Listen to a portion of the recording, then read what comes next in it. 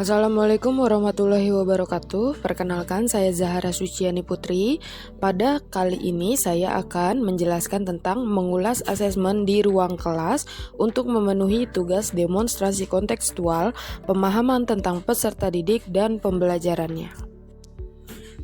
Masuk ke informasi umum, ada mata pelajaran matematika untuk kelas 8 fase D, topiknya aljabar, SPLDV, fungsi linear, jenisnya sumatif atau asesmen akhir semester, bentuknya pilihan banyak atau pilihan berganda.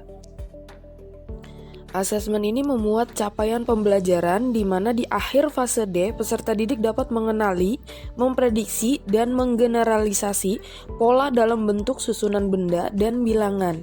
Mereka dapat menyatakan suatu situasi ke dalam bentuk aljabar. Mereka dapat menggunakan sifat-sifat operasi komutatif, asosiatif, dan distributif untuk menghasilkan bentuk aljabar yang ekuivalen.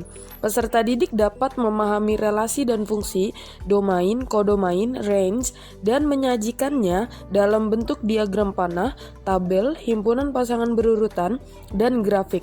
Mereka dapat membedakan beberapa fungsi non-linear dari fungsi linear secara grafik. Mereka dapat menyelesaikan persamaan dan pertidaksamaan linear satu variabel. Mereka dapat menyajikan, menganalisis, dan menyelesaikan masalah dengan menggunakan relasi, fungsi, dan persamaan linear. Mereka dapat menyelesaikan sistem persamaan linear dua variabel melalui beberapa cara untuk penyelesaian masalah. Tujuan pembelajaran yang memuat di asesmen ini adalah peserta didik dapat menghitung nilai bentuk aljabar yang efisien dan menggunakan perhitungan aljabar. Peserta didik mampu menyelesaikan soal dalam kehidupan sehari-hari dengan menggunakan sistem persamaan. Peserta didik dapat menganalisis grafik fungsi linear pada sistem koordinat Kartesius dan menentukan sifat-sifatnya.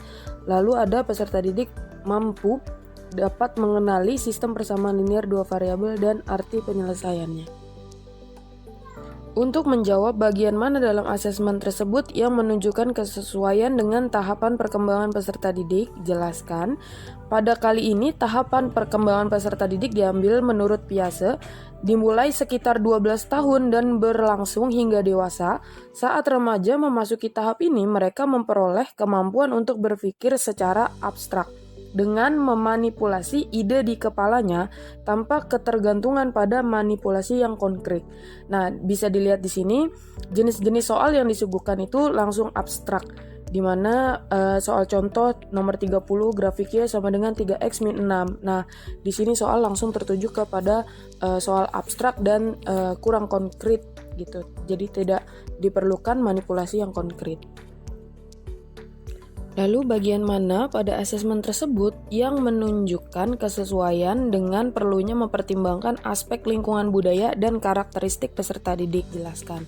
Nah, pada asesmen ini menunjukkan kesesuaian dengan karakteristik peserta didik dan lingkungan budayanya. Yang diambil pada asesmen ini adalah budaya parkir yang terjadi di sekitaran sekolah. Nah, budaya parkir ini terdapat pada soal nomor 18 dan 23. Nah, di sini dikaitkan budaya parkir dan dengan materi pelajaran SPLDV atau sistem persamaan linear dua variabel. Bagian mana dalam asesmen tersebut yang menunjukkan kesesuaian dengan kemampuan peserta didik, jelaskan. Nah, kemampuan peserta didik di sini pada tahap fase D atau SMP, kemampuan seorang remaja bisa melakukan perhitungan matematis, berpikir kreatif, menggunakan penalaran abstrak, dan membayangkan hasil dari tindakan tertentu. Asesmen sumatif ini sudah memuat kesesuaian perhitungan matematis dan menggunakan penalaran yang abstrak pada setiap soal di asesmen. Nah, di sini tergambar bahwa pada bagian yang ungu ini sudah tercapai, namun berpikir kreatif dan membayangkan hasil dari tindakan tertentu belum terukur dengan jelas karena tidak adanya tabel penilaian atau indikator skor penilaian yang terdapat pada asesmen yang diberikan dari pihak sekolah. Nah, perhitungan matematis tentu mereka bisa melakukan perhitungan matematis dilihat dari contoh soal di samping memerlukan perhitungan yang matematis. Lalu soal di samping juga sudah abstrak, maka mereka perlu menggunakan penalaran yang abstrak. Nah, ini dapat terukur secara langsung, namun untuk berpikir kreatif serta membayangkan hasil dari tindakan tertentu belum terukur dengan jelas pada asesmen ini. Bagian mana dari asesmen tersebut yang menunjukkan kesesuaian bahwa sudah memberikan ruang bagi peserta didik untuk memberikan umpan balik terhadap proses pembelajaran mereka.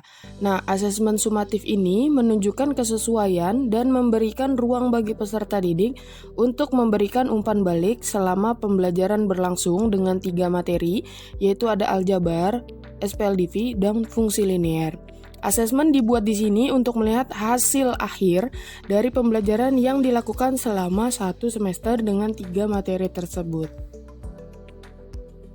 Jika ditanya jika saya menjadi guru dengan memperhatikan tahapan perkembangan peserta didik, lingkungan budayanya, karakteristiknya, serta kemampuan peserta didik, hal yang ingin saya lakukan adalah membuat kisi-kisi pengukuran kemampuan, tentunya itu untuk mengukur kemampuan yang mereka dapatkan. Soal juga akan dibuat secara esai atau tetap pilihan berganda dengan menerapkan skor punishment untuk benar-benar melihat kemampuan peserta didik dalam mengerjakan soal.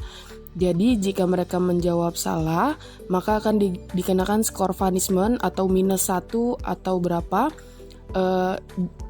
untuk melihat bahwa mereka mengerjakannya itu soal yang mereka bisa saja, dan mereka akan terlihat hati-hati. Jika mereka tidak mengetahui, maka mereka tidak akan mengisi pilihan berganda tersebut. Lalu saya juga akan menyajikan soal-soal yang sesuai dengan lingkungan budaya dan karakter peserta didik lebih banyak lagi, sehingga sesuai dengan tujuan yang menuntut menghubungkan konteks pembelajaran dengan hal yang nyata di kehidupan sehari-hari. Begitu saja video kali ini yang saya sampaikan tentang analisis asesmen. Terima kasih yang telah menonton. Jangan lupa like, subscribe, dan komen. Terima kasih. Sampai ketemu di lain waktu. Wassalamualaikum warahmatullahi wabarakatuh.